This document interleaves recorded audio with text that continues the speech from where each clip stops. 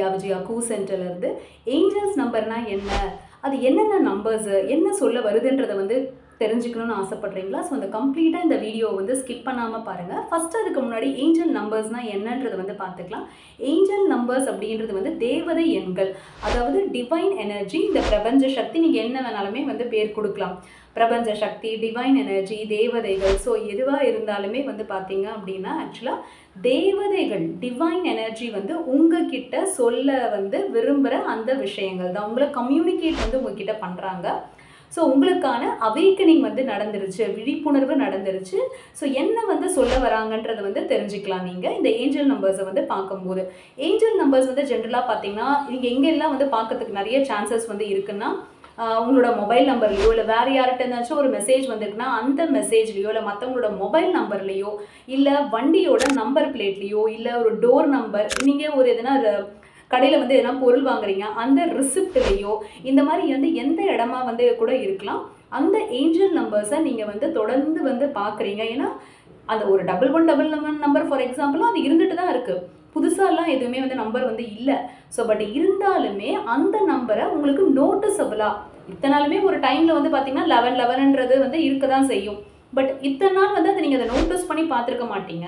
ஆனால் உங்களுக்கு அது கண்ணில் தென்படுற மாதிரி நடக்கும். எக்ஸாம்பிளுக்கு இந்த நம்பர் சொல்லியிருக்கேன். இந்த மாதிரி வந்து ஏஞ்சல் நம்பர்ஸ் எல்லாமே வந்து பார்த்தீங்கன்னா உங்களுக்கு வந்து கோயின்சிடென்டலாக வந்து நீங்கள் அதை பார்க்குற மாதிரி வந்து நடக்கும்.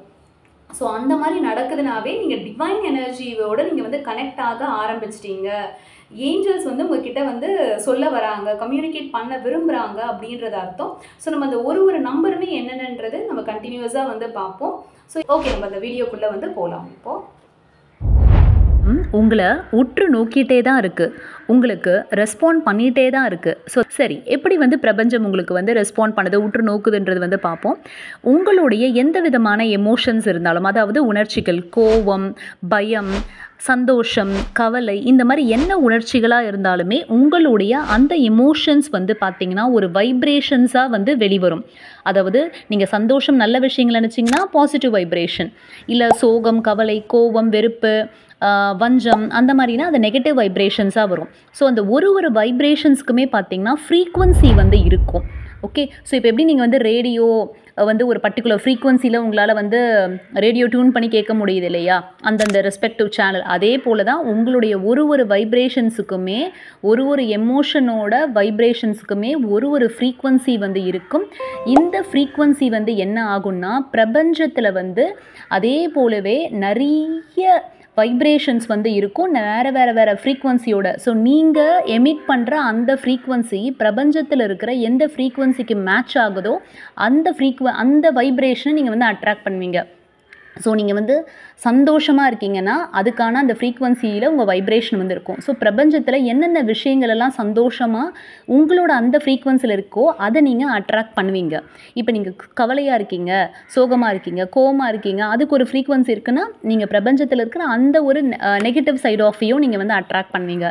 ஸோ இப்போ நீங்கள் டிசைட் பண்ணிக்கோங்க, உங்களுக்கு வந்து பிரபஞ்சத்துக்கிட்ட இருந்து பாசிட்டிவ் வைப்ரேஷனை அட்ராக்ட் பண்ணமா இல்லை நெகட்டிவை அட்ராக்ட் பண்ணமான்றது எல்லாமே உங்கள் கையில் தான் இருக்குது.